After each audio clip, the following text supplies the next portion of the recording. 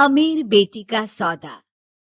अमीर बाप की बेटी शिल्पी को मुकेश पसंद होता है, लेकिन दोनों के बीच हैसियत की दीवार खड़ी होती है। और फिर कहीं नौकरी कर लो ना, क्या हमेशा ये लोहे की सलाखों के पीछे भागते रहते हो? कितनी मेहनत करते हो।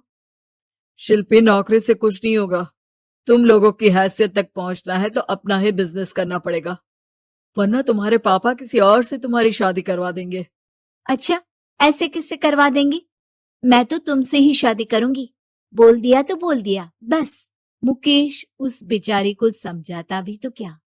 दुनिया के रीति रिवाजों से काफी दूर थी शिल्पी। भले ही बड़े बाप की बेटी, लेकिन सादगी इतनी कि क्या कहना। बेटा शिल्पी, कल तुमको देखने लड़के वाले आने वाले हैं, तैयार रहना। मैंने तुम्हारी माँ को समझा दिया है। घर के सारे नौकर चाकर को वो समझा देगी कि स्वागत कैसे करना है। कैसी बात कर रहे हैं पापा? मैं तो मुकेश से प्यार करती हूँ, उसी से शादी करूंगी। मैंने आपको बताया था ना। मुकेश किसका बेटा है? वो स्टील किंग सिंघानिया का, या वो जो बड़े ज्वेलरी वाले हैं मेहता, उनका? नहीं नहीं पापा, वो अपना ही काम करता है, लेकिन एस्टेब्लिश नहीं है अभी। पापा, वो आपके पास तब आएगा जब कुछ बन जाएगा। आप प्लीज थोड़ा सा वक्त दे दीजिए। पिता को शिल्पी की बात पर गुस्सा आ जाता है। वो उससे कुछ नहीं कहते और शिल्पी की माँ के पास जाते हैं। ये संस्कार देकर बड़ा किया तुमने शिल्पी को, और कैसे मैं किसी भिखारी के साथ उसकी शादी कर दूं? कौन है ये मुकेश?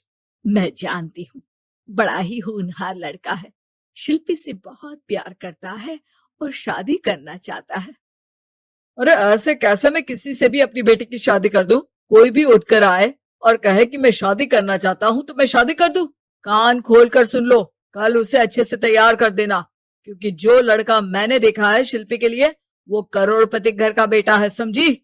लाख मना करने पर भी शिल्पी को उस लड़के से मिलवाया जाता है जो उसके पिता ने उसके लिए देखा था। देखिए, मैं किसी और से प्यार करती हूँ और उसी से शादी करूंगी। ये तो बहुत अच्छी बात है कि तुम किसी और से प्यार करती हो, क्योंकि मैं भी किसी और से प्यार करता हूँ। लेकिन शादी तो हम दोनों को ही करनी होगी, जानती हो ना, ये बिजनेस और ये सारा कुछ।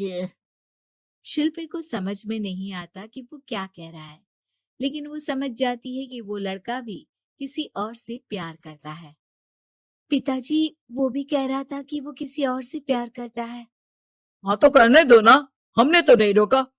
तुम अपना देखो, शादी के लिए हाँ कर गया है वो। लेकिन क्यों?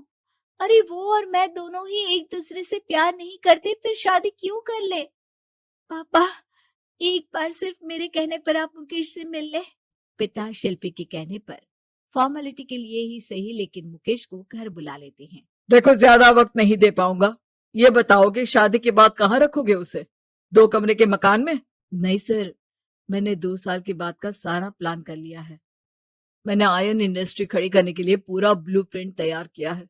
मेरी खुद की जगह है दादाजी की। बस थोड़ा फंड का अरेंजमेंट हो जाता तो काम शुरू कर देता।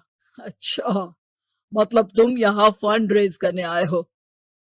मुकेश समझ जाता है कि उसके पिता शिल्पी की शादी उससे कराने के मूड में नहीं है। फंड आप कभी दे भी नहीं पाएंगे मुझे तो सिर्फ शिल्पी चाहिए। मैं उसके बिना नहीं रह सकता सर। मैं उसे बहुत खुश रखूंगा। वो तो हर पति का धर्म होता है। वो तो मैं किसी से भी उसकी शादी करा दूं, वो उसे खुशी रखेगा। लेकिन देखो, मैं ज्यादा बात को घुमाना नहीं चाहता। वो बड़े घर की लड़की है, उसे काम काज की आदत नहीं। अभी वो समझ नहीं रही, लेकिन तुम तो समझो। मैं किसी भी हालत में शिल्पी की शादी तुमसे नहीं करवा सकता। मुकेश पिता से लाख मन्नतें करता है, लेकिन वो नहीं मानते। शिल्पी की शादी उस अमीर लड़के से हो जाती है। शादी के बाद क्या हम लोग मेरी माँ के घर चले? मुझे उन लोगों की बहुत याद आ रही है। हाँ हाँ, जाओ जाओ।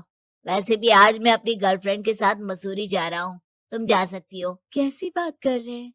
अब हम लोगों की शादी हो गई है, आप कैसे किसी और लड़की के साथ जा सकते हैं? अरे मैंने तो तुम्हें शादी के पहले ही बता दिया था कि मेरी कुछ गर्लफ्रेंड्स है। अब प्लीज ये टिपिकल बीवी वाला रोना धोना शुरू मत कर देना। शिल्पी पिता के घर जाती है और माता पिता को सारी बात बता देती है। इतना गंदा इंसान निकलेगा, मैंने तो सोचा ही नहीं था। अरे क्यों कराई मेरी फूल जैसी बेटी की शादी ऐसे घर में।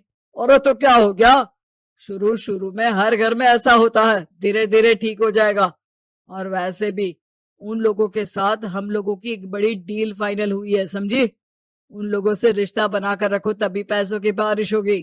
पापा, अब समझ में आया कि आपने मेरे साथ ऐसा क्यों किया।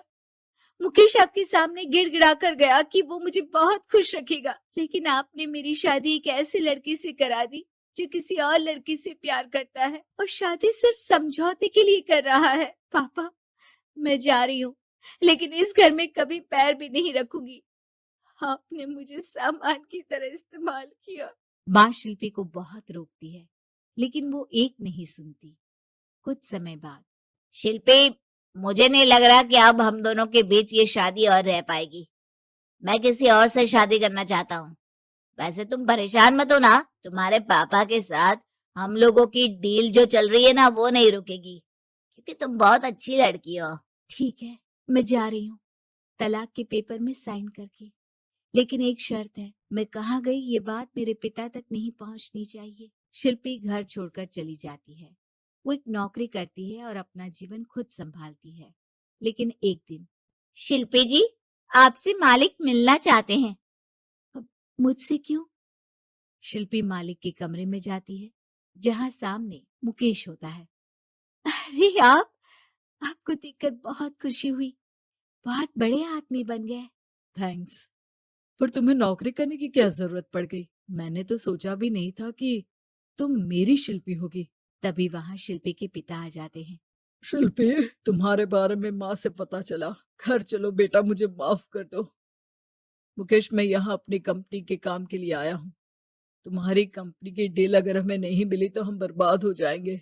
वैसे अब तुम चाहो तो शिल्पी की शादी मैं तुमसे कराने को तैयार हूँ। बस करिए पापा, ये क्या सौदा लगा रखा है आपने।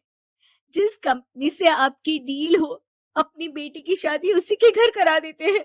शिल्पी मुकेश से माफी मांगती है और वहां से जाने लगती है कि मुकेश उसे रोक लेता है। रुको शिल्पी, ये सब कुछ तुम्हारे लिए है। ये कंपनी, ये नाम सिर्फ तुमसे शादी करने के लिए ही खड़ा किया था। मैं आज भी तुमसे बहुत प्यार करता हूँ।